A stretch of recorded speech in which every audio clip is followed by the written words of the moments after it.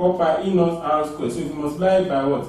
4 pi R squared. What do you have? R squared cancels R squared. 4 cancels 4. Pi cancels pi. So we're able to have your Q all over your E naught. Now mind you, your E naught is given as, in that question, your E naught is given as 8.85 exponential 10 to the power minus 12. So if you are to divide all through, substitute the two value, that is your what? Q, which is for this, substitute this in, then you have 5 times 10 to the power minus 9 all over 8.85 times 10 to the power minus 12. You'll be able to, you now obtain 5.65 times 10 to the power minus 2. Are you seeing it? Times 10 to the power minus 2 column.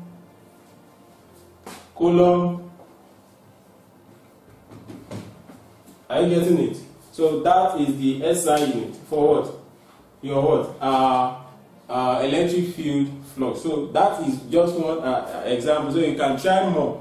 You just apply the formula. Be able to electric field flux. Now let's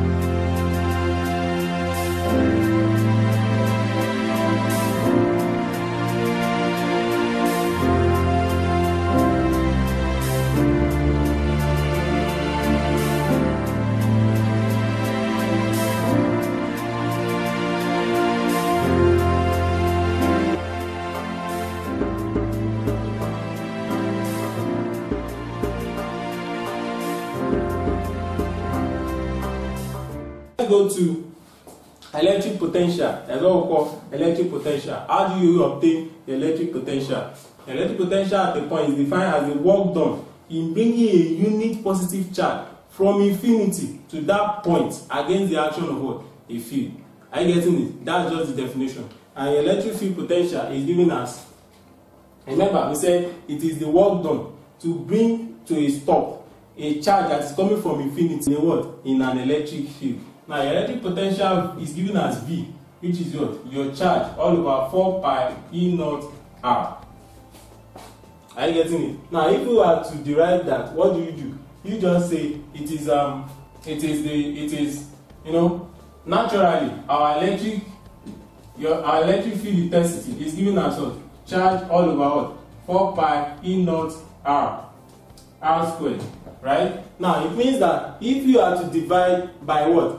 Your R. That is, if I'm to divide by R now, I'm going to have Q all over 4 pi E naught R squared times your R. So this cancels this. So you have Q all over 4 pi E naught R. So if that will be the resulting formula, so automatically you can now say that your what? Electric field, electric potential V is the product of what? Electric field intensity times your what? R. So from there now you'll be able to obtain this particular value. Following that, so if this is the electric potential, you'll be able to decode that. Okay, if I'm being given a charge of particular what, a particular current moving in the platform of what? Electric field, I'm also being given the radius. The radius of the in between the two charges. That is from infinity to the point where the charge stops. Then we are talking about what? Electric potential. It's as simple as that. Remember, we said electric potential is what? The potential. Do you understand? The work done that is actually being needed, or the potential that is being used up for a work done to be what? To be obtained in order to bring a charge to a stop from infinity. When I say from infinity, I don't know where the charge is coming from. We can practicalize it. A charge that is coming from only God knows. You understand? The work done that will make this charge stop at this point, that work done is what we call electric potential. Now let's look at one example. Okay, they say calculate the potential associated with a point charge of 5.0 micron coulomb if placed at 6.0 centimeter from point A, meaning that you have been given the distance apart.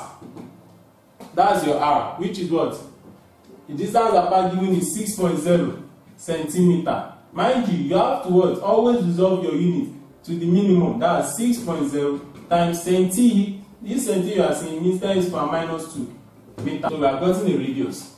Now the charge, which is our Q, is 5.0 micron coulomb. Now remember we said your micro A micro means what? 5.0, 10 exponential minus 6.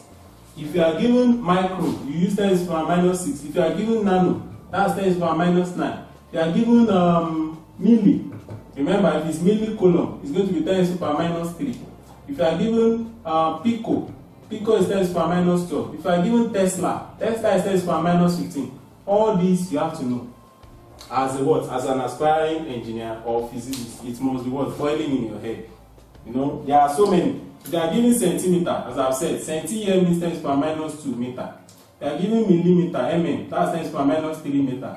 They are given micrometer, minus 6. If you are given, so all these you just need to know, and I deliberately rewrite them here so that you'll be able to swallow them easily. They are very simple. It's just swallow it once and it will stop to stick in your head. Now, these are our Q and that's our R. We are looking for what? Our what? Electric potential. So it's just your V equals your charge all over what? 4 pi E naught R. So if you substitute the Q in, you have 5.0 exponential minus 6. If you input your 4 pi E naught. Now, what you can also do is you can extract this out. If you extract this out, you remember you say recall. You recall that 4 pi E naught is what? Your K constant. We spoke about this the other time. So this particular value is given as 9 exponential 9. So this your 9 exponential 9 can what? Take place of this whole value depending on what you are given. You have to be careful here. Those are how examiners of WAEC or GC normally what confuses a lot of people. If you are given your K in your what? Gravitational potential. I said gravitational. In your electric potential, what you are expected to do is to coin out this and assume all this value is your K, so that you'll be able to insert this in here, multiply it by your what charge, then divide it by your value of R. But if you are given E naught, then you are expected to break it down individually here. You understand? And then compute it with this formula to obtain your final result. Hope you are getting it. So if I'm to extract this out, I'm going to have K multiplied by Q over R. You understand? All these are meshed to become our K. So the value of K is known there. You just say your 9 exponential 9 times your what? Charge, which is given as 5 exponential minus 6 all over your radius, which is 6.0 exponential 10 minus 2. So if you start computing now, yeah, indices. I want to believe your indices is still sharp. Oh yeah, that will be 9 exponential 9. Bring up your 10 exponential 2, that will be 5 exponential minus 6. If you bring up your 2, it becomes 10 to the power 2 all over 6.0. That's all. So this and this, you have minus 6 plus 2, that gives you minus 4. You have a minus 4 here. 9 and minus 4, that will be 9 minus 4, that will be plus 5. Close all this, you still have 5 here, then you have 5 here. So 9 times 5, you have your 45 times 10 to the power 5 all over what? 6. So if you divide through with that, you'll be able to have 7.5 exponential 4. Hope you are getting it. Because by the time you divide this, you're going to have 7, is it up to 7? Yeah, 7.5, sorry, exponential 5. Let's forget exponential 5. So from there, you have the value of gravitational potential. So mind you, it has units, so that will be Newton per, that will also be Newton per cm per what? Per your farad. That will be your gravitational potential. So as you can see, when it comes to resolving physics questions, you have to also know some mathematical applications. You know, the indices you've done in your SS1 are the one you're actually revisiting here. So it is you have to you know, all the knowledge you've gathered in the past are not for waste. You are still going to be using them even till when you get to your institutions. We'll be looking at what capacitor actually means, the definition of the capacitor, and what capacitance actually means. There are two different words with two different meanings. Now, look at what the statement said there. It said any two capacitors separated by an insulator are known as a what? A capacitor. It's just any two insulator. That's what I meant to put there. Any two conductors, any two conductors. You understand? That is being separated by an insulator.